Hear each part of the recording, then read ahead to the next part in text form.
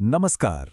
आज हम इतिहास के सबसे क्रांतिकारी विचारकों में से एक नागार्जुन के दर्शन की दुनिया में उतरने वाले हैं। चलिए एक सवाल से शुरू करते हैं। क्या हो अगर ये दुनिया जिसे हम देखते हैं, छूते हैं, महसूस करते हैं, असल में उतनी ठोस हो ही ना जितनी हमें लगती है? ये वो सवाल है जो आज से सदियों पहले नागार्जुन ने उठाया था। और नागार्जुन के पूरे दर्शन का जो केंद्र है वो है ये एक शब्द, शून्यता। इसी एक अकेली सोच ने पूरे एशिया में फिलॉसफी की नींव हिलाकर रख दी थी। तो शून्यता की इस पहेली को सुलझाने के लिए सबसे पहले हमें उस इंसान से मिलना होगा जिसने इसे दुनिया के सामने रखा। सोचिए जरा, उनका जीवन मौत की एक भविष्यवाणी के साये में शुरू हुआ, और शायद इसी एक वजह ने उन्हें जिंदगी और हकीकत की और भी गहरी खोज के रास्ते पर धकेल दिया।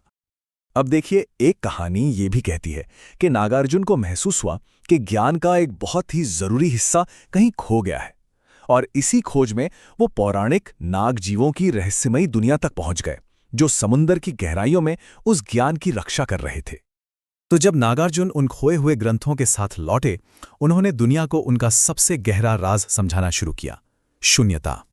और यहीं पर सबसे बड़ी गलतफहमी को दूर करना बहुत जरूरी है।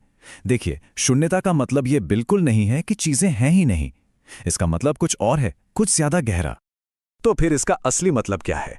आइए इसे समझने के लिए एक बहुत ही आसान सा उदाहरण लेते हैं।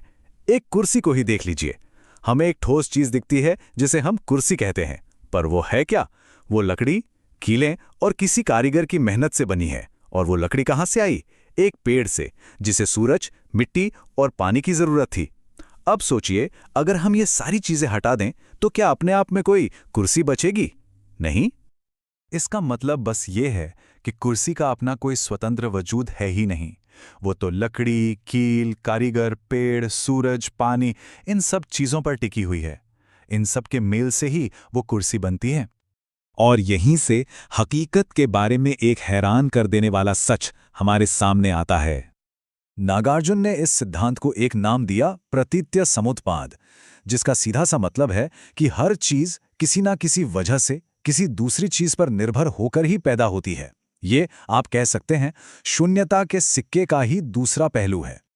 ये वो आहा मोमेंट है जहां पूरा दर्शन साफ हो जाता है। मतलब कि सब कुछ एक दूसरे से जुड़ा हुआ है, एक बहुत बड़े अनदेखे नेटवर्क की तरह। और क्योंकि सब कुछ एक दूसरे पर निर्भर है, इसलिए कोई भी चीज अपने आप में अकेले मौजूद हो ही नहीं सकती। यही शून्यता है।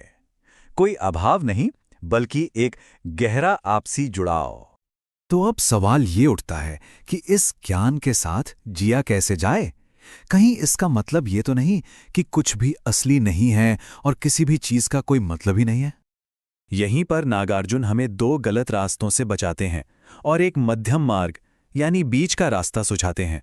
देखिए, एक तरफ ये सोचना कि सब कुछ ठोस है और हमेशा के लिए है, और दूसरी तरफ ये मान लेना कि कुछ भी मौजूद नहीं है। ये दोनों ही सिरे गलत हैं।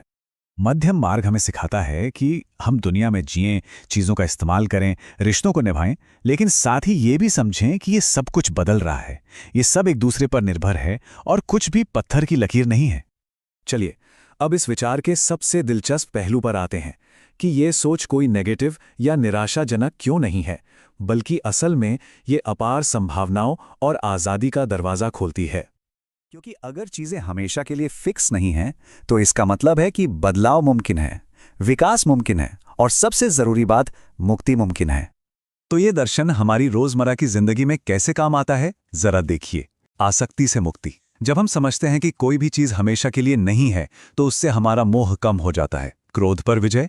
जब हमें एहसास होता है कि सामने वाला भी परिस्थितियों पर निर्भर है, तो मन में करुणा जागती है। बदलाव का डर खत्म हो जाता है, क्योंकि हम जानते हैं कि बदलाव ही दुनिया का नियम है, और यही समझ हमें खुद को और अपनी दुनिया को बदलने की अनंत शक्ति देती है। और आखिर में नागार्जुन का ये सदियों पुराना ज्ञान हमें एक सवाल के साथ छोड़ जाता है। अगर कुछ भी पहले से तय नहीं है, अगर सब कुछ बदल सकता है, तो हम सब क्या बनना चुन सकते हैं?